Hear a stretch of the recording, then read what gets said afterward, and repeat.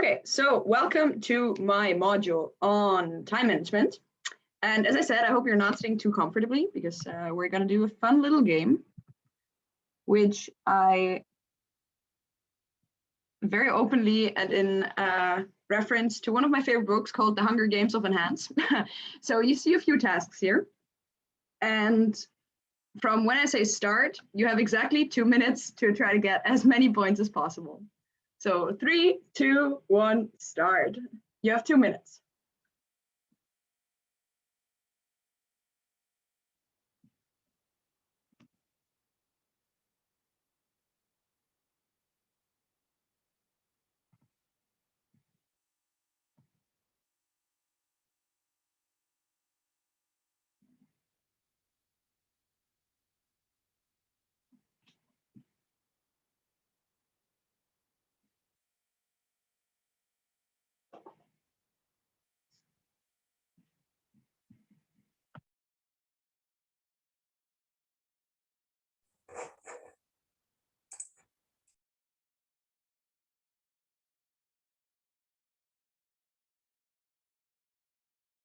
Yay, summer. 2 chocolates. Hi, Luna.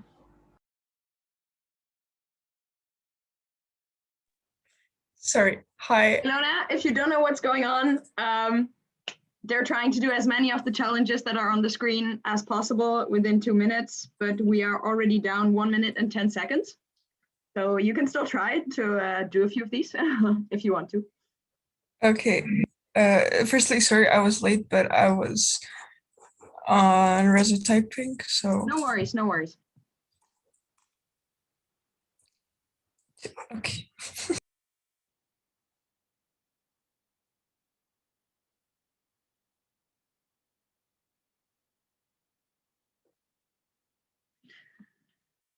We are at 1 minute 40, last 20 seconds rolling.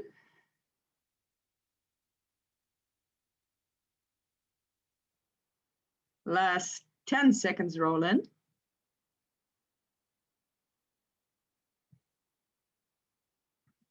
I see the chat getting quite full.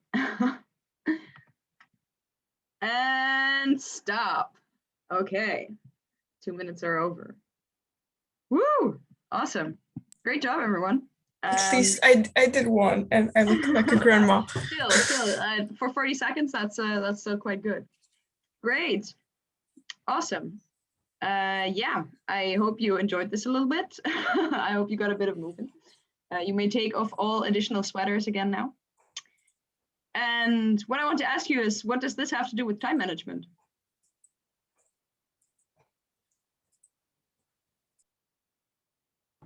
Well, I mean, self-explanatory, you guys 2 minutes, so we just decided to basically rate what we can do, the easiest things. We did it first, for example, I don't know, a jacket or a water, and then tried to get the most points, but at the same time do something that it's easy just in 2 minutes.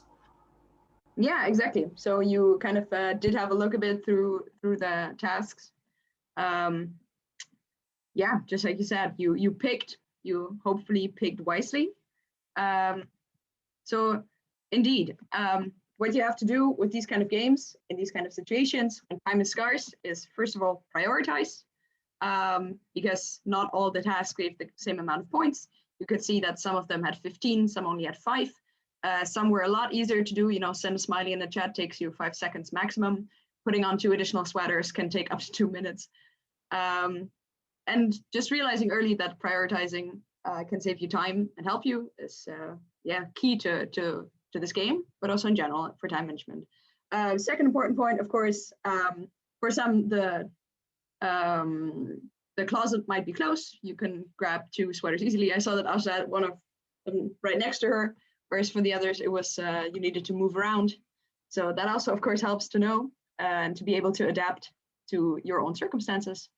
There were a few exercises which would have required you to cooperate, which you could have also possibly outsourced.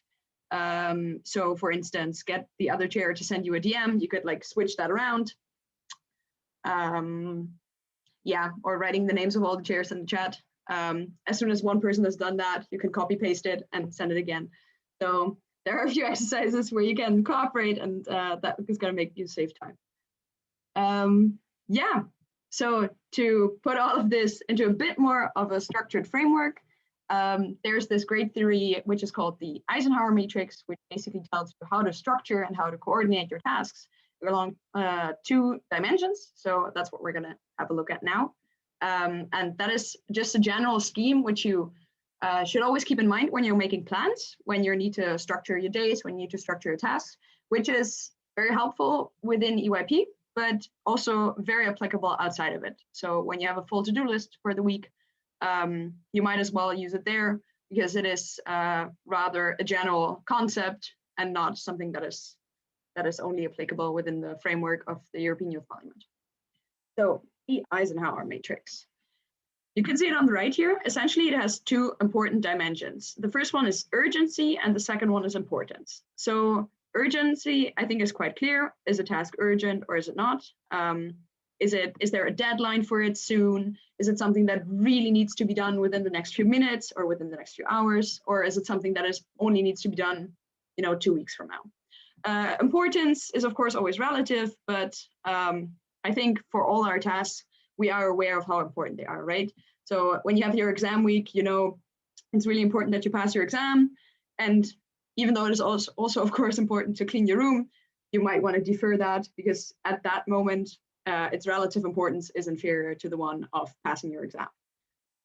So we're going to now, since now the dimensions are clear, we're just going to go through the Eisenhower matrix step by step, and I'm going to explain a bit also how it relates to chairing and how it can help you in making your chairing more time efficient, and how you can basically select your tasks and have a look at in which part of this matrix they should belong. So the first one, the urgent and important tasks. So as a chair, you are, of course, very familiar with your topic. You know what are the great important lines. You know what the important points. You know which discussions might cause the greatest conflicts within your committee. And those are the discussions that you deem important. And of course, they are not urgent at the very beginning of your committee work. They're also not urgent during team building. But at a certain point, when you realize your committee has not yet discussed something that you deem important, it starts to become urgent. So when you realize they haven't basically addressed the main conflict of your topic, that's when you realize there's this thing that needs to be done, which is both important and urgent. And here, the key message is you should do that as soon as possible. So very often, chairs lose time during committee work on their delegates having unfruitful discussions. And the question is, well, how do you now get them to have this one discussion or solve a specific point that still needs to be solved? How do you steer them into this direction? So first of all, you, of course, don't want to interrupt whatever they're doing by saying, okay, whatever you're discussing is just useless, and now you should do this and that. Because, well, that's not how we do things. Your delegates should realize why they're doing certain things. And it doesn't feel nice for them, of course, to be told that they're doing something wrong or that whatever they're doing is useless. So if you reach such a point where you realize there's a thing that my committee still needs to do that I want to get to right now, you want to make sure that you're steering them softly towards it. So let's say they're discussing something which you don't deem important or urgent, then you can gently intervene by asking them why they're discussing this, and if they deem it important. Sometimes that might also change your own opinion on it. But you kind of try to make them aware that they still haven't addressed what is, in your opinion, the main point. So you can emphasize that point again. You can say, oh, earlier today we had this discussion on X and Y. Did we already have a solution on that? Oh, I think not. So maybe we want to get back to it. Or yeah, I've heard you guys talking about that. I was wondering, have you already found a solution? And they're going to say no. Oh, okay. Well, then I guess maybe this is something you want to look into again. So try to gently introduce this topic again. If they still don't come back to it, just emphasize it again. as the more often you repeat it, the more likely they're going to start realizing by themselves that it is something important to do and that it is important to do it now. So the do tasks, as long as you can do them yourself, do them right now. If it's something your committee needs to do, emphasize, but gently emphasize that this needs to be done. Yes, then we're going to move on to the next part of this beautiful matrix, which is the decide part, so the important but not so urgent part. This is especially important to keep in mind for planning. So as I said before, you as a chairs, you know your topic the best, you know what you want your committee to discuss about, you know what you want them to do. You need to schedule it because it's not something that is urgent at the very beginning of the session, of course, but it is something that needs to happen at a certain point. So make sure that you have planned a time for that and that you actually do properly keep this time free and do not lose track of it. So for instance, explaining GA is always something that happens at the very end of committee workday, and especially at short sessions. It's hard to find the time for it. You kind of think, oh yeah, I know it still needs to be done, but I don't have the time. We need to finish writing the resolution and everything. But it is still very important. So it is important to keep this buffer time that you allocated for it properly free, and to not stretch your planning in a way that you're actually taking away time from this important task that needs to be done. So don't lose track of the things that you think are important just because they're not urgent. Mark them in your plannings. Make sure it's on your mind, write it down somewhere. And just make sure you have it on your mind that things that are important still need to be done. Yeah.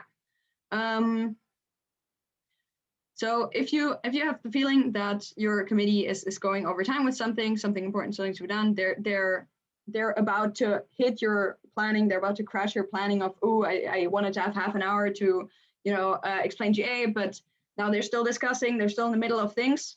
Well, then let them know that you had time scheduled for other things. Let them know that they're running over time. Tell them, so you're still on this, you're still working on this, and that's great, but we still need to do something else. So then they're realizing that they do not have infinite time. So maybe they're not even aware of the fact that before dinner break, you still need to explain GA to them.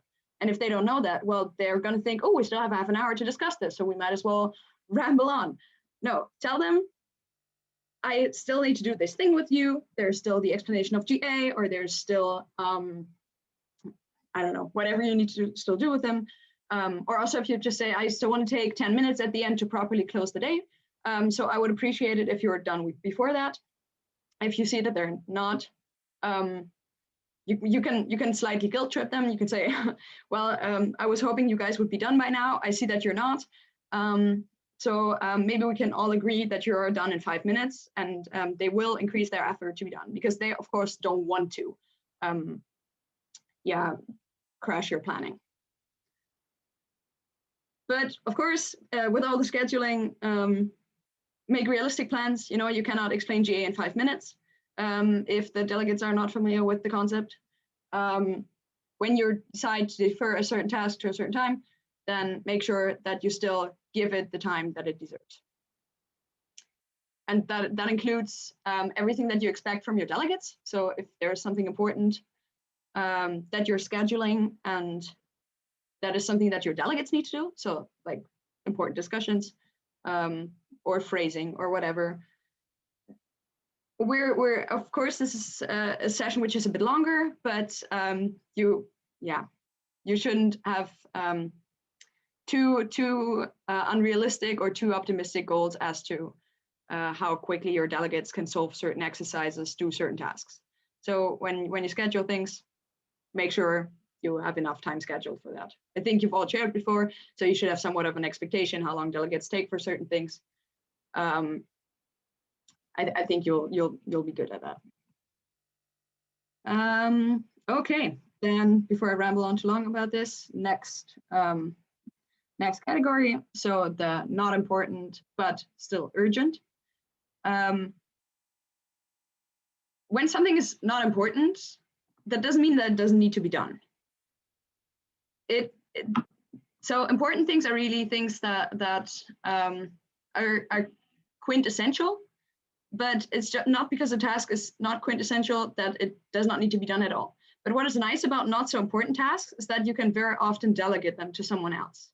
So when there's something for which you are not needed to do it, it needs to happen, but whoever does it, that's not so important. Let someone else know. Sometimes a break is very urgent for your delegates. They're tired, or they really need an energizer. Well, if you have something else to do, you might as well call in someone to do that for you.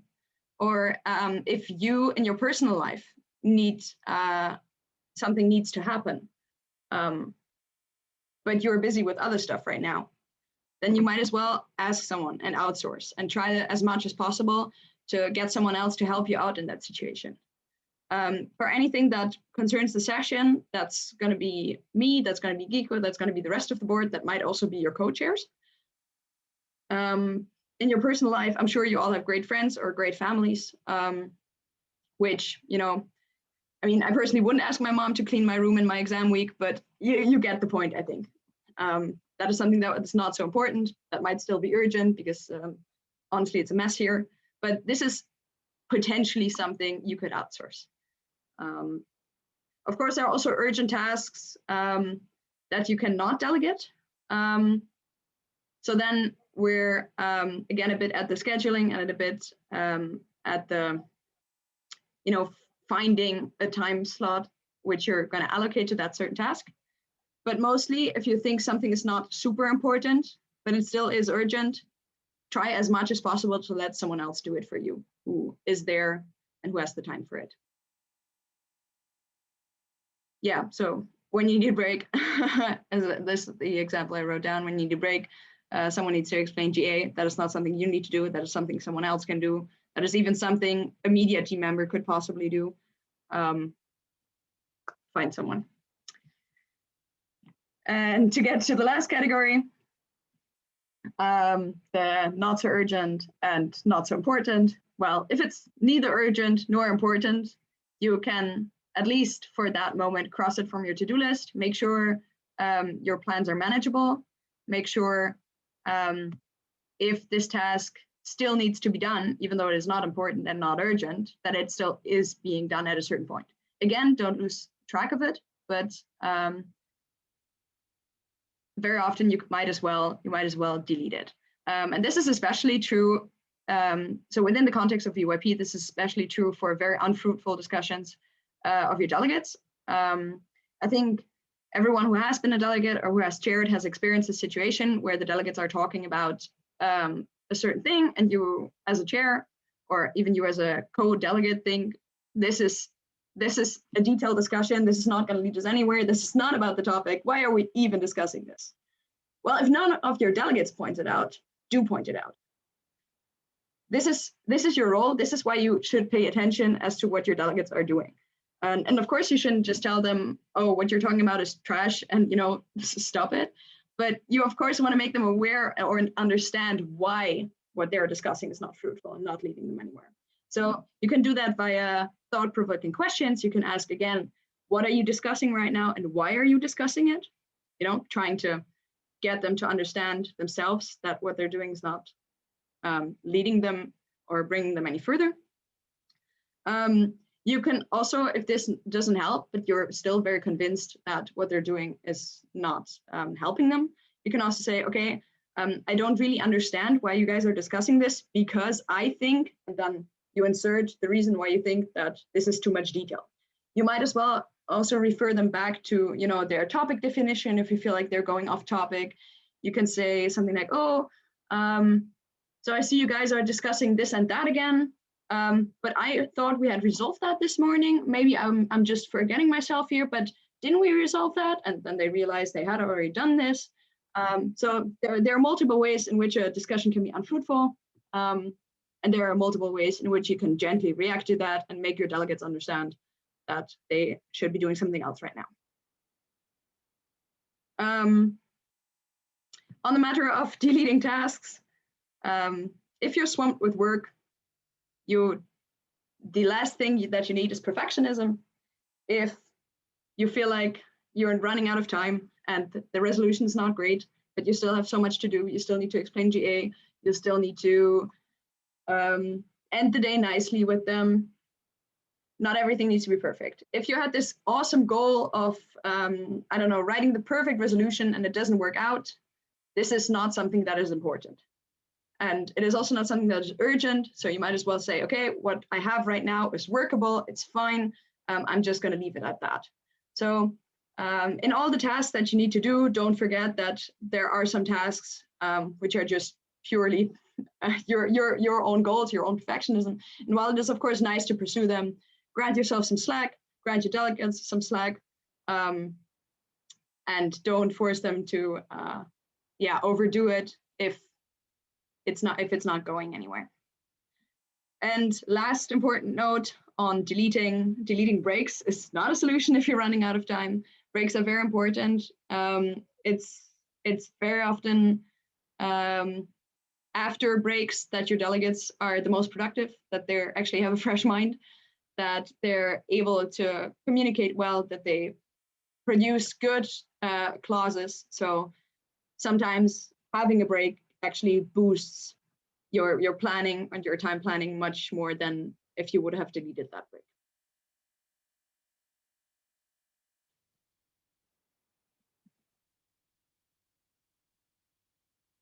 Okay. I think that was about it with the Eisenhower matrix. I was wondering if any of you guys had a question on that already. Okay, then I think I have a few. No, okay. I actually kind of forgot the content of my own presentation. I'm sorry. So one other important thing that I still wanted to talk about is that with time management, there is this option for you as a chair, which you can make use of if you want to, which is letting your committee manage itself to some extent. So the more your delegates are aware of the fact that time is a constraint and that it is a significant constraint, the more they might pay attention to these things themselves. The more they know, ooh, okay, but we need to be done with this by the end of the day. And, you know, we also have lunch break at that time. And okay, we're still discussing this little detail, whereas we still have like the big discussion to come. The more they're gonna, you know, chair a bit for you in the sense that you will have delegates pointing out, ooh, we're losing time on this, but it's not important. We shouldn't be discussing this right now. This is detail. Let's move on to the real stuff. So you can make use of that as much as you want to. Some chairs prefer to not, especially when you have a lot of inexperienced delegates. But in my personal experience, it very much helps to make the delegates understand that they also should keep track of time and that you're not their time manager all the time. So some people like to assign a timekeeper. You can do that. You can tell a delegate, hey, you're going to watch time a bit for us. You're going to remind us when the lunch break starts. You're going to remind us when coffee breaks are. You're going to make sure we do some progress. You can also draw progress bars where you say, okay, we have these different stages, like having introductory clauses done, having operative clauses done, or having them phrased, or having brainstormed, so that they are aware of how much they still need to do. And last but not least, you can, of course, always set certain timeframes and say, hey, you guys get 30 minutes for that, or you get 20 minutes for that. And whenever they manage to do a task in time, you praise them. You tell them, hey, this was so great. You guys managed to do this right on time. You're really getting some good work here done in, while respecting the time constraints. Very often that's more effective than pressuring them and being on their back, like, oh, come on, we need to do this faster. And guys, you've been wasting another 10 minutes on this, because very often people react more to positive responses than to criticism. Which does not mean that you should not let them know if they're going massively over time. But if they manage to do something in time, tell them that that was great of them. Yeah, so that on letting the committee manage itself. As I said, you can make use of that as much as you wish. I think every chair finds their own way in that, on how open they want to be with their committee. Some final last notes, which I still wanted to mention. When you're doing your planning for the session, make sure to plan in some buffer times. make sure to make realistic plans, but still keep those 10-minute buffers in between as much as possible, because you're going to be so happy when you have them and you need them. It's amazing when you realize, oh damn, I'm going over time. But actually I had some buffer time, so it's no problem. And if you end up not needing them, well, then you can always boost your committee's energy by playing an energizer. You can give them an early break. You can give them an additional break that might boost their creativity, their ideas. So buffer times are, in my opinion, very essential to every EYP scheduling or planning. And even if they're just a few 5-minute blocks throughout the day, it's usually very nice to have them. Once again, on the matter of breaks, having breaks is not time inefficient. Don't delete breaks. Breaks are important. You want the delegates to have good discussions. You want them to be active, and they're not going to be active if you don't grant them breaks throughout the day. So even if you're totally running out of time, it's not okay to say, okay, we're going to skip lunch. Also for the sake of delegates and your own personal welfare. On a more general note, which is also tying a bit back to what I've said about the deleting category, it's not always about getting all your tasks or more tasks done. It's very often about getting the right tasks done. And if you realize that some tasks, as I said, like for your own sense of perfectionism or for your own high standards, then very often it's not that important and it's not the right thing that needs to be done. It's not the additional thing that needs to be done, but okay, I'm getting lost in my sentence. Anyways, it's not always about getting more done, it's about getting the right things done. That's all I wanted to say. And that was my short module on time management, for which I set myself a time frame of 25 minutes and I reached it. So that's actually good. And yeah, does any of you have any questions? Actually, I have a question about like, okay, so assigning a person who will basically tell like about the end of the break, so it can be a delegate, really? Yeah, So just I mean, of course, you shouldn't completely lose track of time yourself. Yeah. Because, you know, delegates might also not always do exactly what you want them to do, right? They might also tell you, oh no, the break was meant to be 10 minutes longer. Yeah, that's why I'm asking, like, yeah, it's cool, like, to assign delegate, but you can, like, yeah, making sure basically that they are not, they're actually keeping track of time. Yeah. Okay, yeah. thank you. So essentially, you just want to have your little master X in the committee who is also reminding the other delegates of the fact that time is not infinite, and that it is scarce, and that if you told them you have 20 minutes for that, they have 20 minutes for it. So very often, timekeeper is assigned for specific exercise, specific tasks. And if you've given them a time frame, the timekeeper is just keeping track of that time frame and telling the committee himself or herself after 10 minutes, hey, okay, guys, so we had 20 minutes. We've now spent 10 minutes on this. We have 10 minutes left. So this is what a timekeeper is for. Thank you.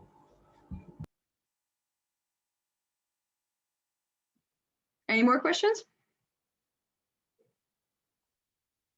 Okay, doesn't look like it. Well, then I'm gonna stop recording, and yeah, that was very nice.